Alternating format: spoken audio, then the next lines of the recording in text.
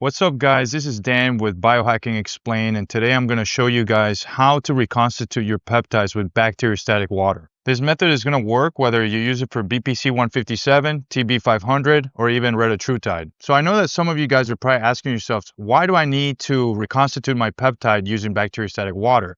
And so the reason is that research companies send you the peptide in lyophilized powder. There's a small amount of the powder that is actually the peptide, and then the rest, it actually makes it into a concentrated solution of the peptide. Bacteriostatic water is 100% a requirement that you need to utilize before you inject the peptide.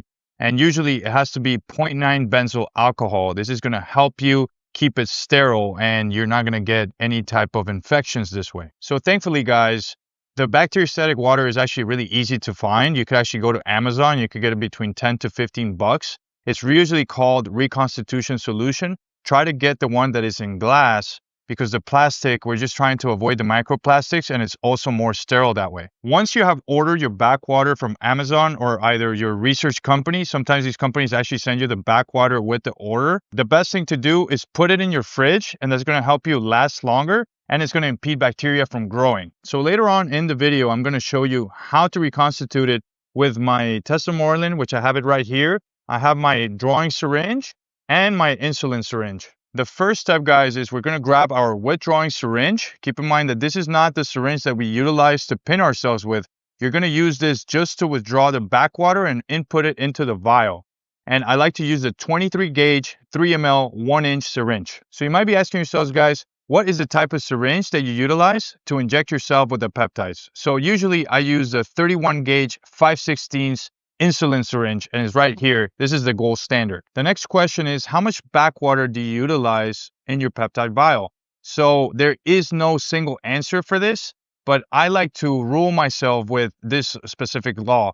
If it's between 1 to 5 milligrams in the peptide, I like to do 1 ml of backwater. If the peptide vial contains more than 6 to 10 milligrams, then I do 2 mLs. Now, there are exceptions to this. Usually, tesamorelin is a very, very acidic peptide. So if I'm getting a 5 milligram vial, I like to actually do 2 mLs for that one. What ends up happening, guys, is if you reconstitute a peptide and it's too concentrated and it's very acidic, it's going to burn a little bit as you inject it. So you don't want to have that discomfort. That's why we do that with tesamorelin. Another exception to the rule is peptides that come in 50 milligrams or even 100 milligrams, for example, like GHK or epithalon. What I like to do is I do 3 mLs for those. So today I'll be reconstituting tesamorelin. I have a 5 milligram vial right here. I'm going to be doing 2 mLs because, like I said before, this is an exception. It's a very acidic peptide. So I will be doing 2 mLs today. So usually I have rubbing alcohol. What I do is I take this off, making sure it's brand new. I clean the vial with rubbing alcohol, make sure that it's sterile. I have my reconstitution solution right here. I will also clean it with alcohol. Now we grab our drawing syringe. Remember, this is not the one that you're going to inject yourself with. So we take the cap off the syringe, and a quick tip, guys, this sometimes comes a little loose. What I like to do is just tighten it up, and that makes sure that the water doesn't come off. So now we put the vial looking downwards, and we pull it all the way to 2 mLs. Now make sure that there's no air bubbles inside. So now, guys, what we're going to do is we're going to use the withdrawing syringe to put it into the peptide vial. But what we don't want to do is put in the liquid too quickly, because the peptide might lose its potency. So I usually like to grab it by one end, and I inject it into the vial like this. It has a little bit of a technique to it. You might see a little bubble inside. That's totally normal. It's the air from the vial going into the syringe. Now what you're going to see is that it's reconstituted, and you shouldn't inject it until it's totally clear. And you don't want to mix it either. Just let it do its thing. We're going to put it aside for a second now, and don't forget to dispose of this the right way. So as it reconstitutes, we're going to talk about some examples so that you understand the dosages and how to do it in other peptides. So let's talk about tesamorelin since we're reconstituting it already. We just put 2 mLs in a 5 milligram vial. That means that there's 2.5 milligrams per milliliter.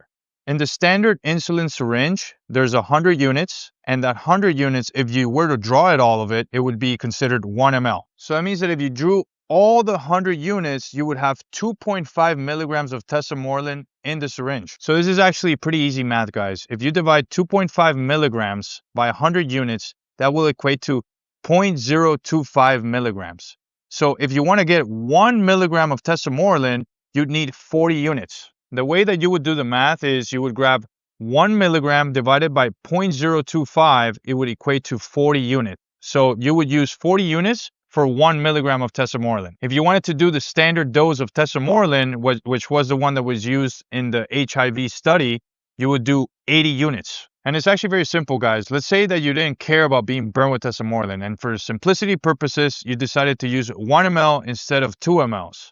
So what do you do with calculations? If you wanted to do 1 milligram with 2 milliliters and it was 40 units, all you would do is divide it by half, since you only use half of the backwater, and you would get 20 units. And that's how much you would have to utilize to get 1 milligram of tesamorelin. Okay, so now let's move on to example 2. Let's say you had BPC 157 5 milligram and TB 500 5 milligrams. So that would equate to 10 milligrams in the vial. If you're using my rule, 5 to 10 milligram vials, then you would do 2 mLs. So if we remember the tesamorelin example, we were using 5 milligrams for every 2 milliliters. So this is double the amount. We have 10 milligrams for 2 milliliters. So for 1 milliliter is 5 milligrams.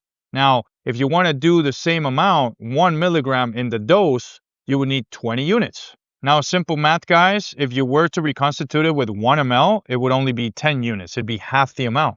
Okay, so now let's move on to example 3. Retatrutide or tirzepatide. Usually these come in a 10 milligram vial, so we would do the same thing. We would do 2 mLs on the vial. Okay, so in this example, it's the same as the TB500 BPC 157 blend. There's 10 milligrams in the vial, and you put 2 mLs. So, usually in Reta or Triz, you're trying to do a dose of 2 to 2.5 milligrams. So we're pretty much doubling the dose as in the TB500 BPC 157 blend. Instead of doing 1 milligram, we're doing 2. So we're doing 40 units. All right, guys, so it looks like our tesamorelin has been reconstituted. Once you're done with it, it should look like this, crystal clear. All you have to do now is grab your insulin syringe. You open it from the wrap. There's a couple caps that you need to take off. You take it off, and since we have talked about how many units it is, it would be to 40 units. So I'm not going to inject the tesamorelin right now, but what you would do is you grab your peptide and grab your insulin syringe. Usually there's a small space before you start injecting it, so make sure to pull that out. Then you put the peptides downwards and you pull it all the way. In this case, it would be to 40 units. Each small line equates to 2 units. Once the peptide is reconstituted, make sure to put it in the fridge. This way it's going to last you between 12 to 16 weeks. It doesn't mean that it's going to go bad afterwards, but it might lose its potency. So once you have the 40 units in your insulin syringe, what you would do is you would make sure that there are no bubbles inside the syringe, and then you would grab your belly fat, or sometimes I like to grab my love handles. The love handles are even better. You don't feel as much pain or even discomfort. And then you would inject it directly into your belly fat. Now with this last piece, we have concluded everything that there is to know to reconstitute your peptides. If you have any other questions, make sure to drop them down in the comments. Don't forget to subscribe and share this with someone that would bring them value. Thank you for watching, and I'll see you on the next one.